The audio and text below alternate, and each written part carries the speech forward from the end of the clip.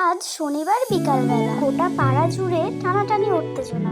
আজ নাকি দোলনের বাড়িতে দাওয়াত, মেনুতে বিশেষ আকর্ষণ বাঙালির প্রিয় মুরগির ঝোল। দোলন সকাল থেকে দৌড়ে বেড়াচ্ছে, একবার বাজারে, একবার মশলায়, আর একবার মুরগি কাটানোর দোকানে।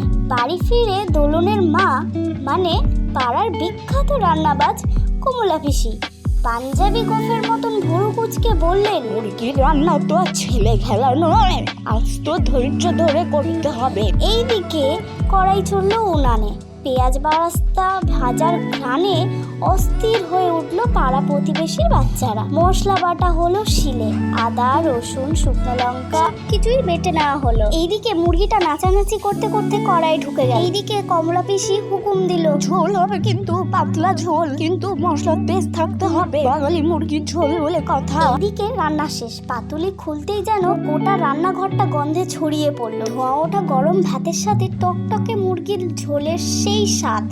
সবাই একসাথে খেয়ে বলে উঠল, উফ, এটাই আসল বাঙালিয়ানা। পেট পুড়ে খাবার পর কমলা পিসি হাসতে হাসতে বললেন, মুরগির মাংস তো খাইলি, এখন পরের সপ্তাহে খাসির জন্য রেডি থাকো। কমলা পিসির কথা শুনে সবাই হেসে উঠল। বাঙালির জীবন তো এইরকমই, হাসি, খাওয়া দাওয়া আর ভালোবাসা আর ভালো থাকায়।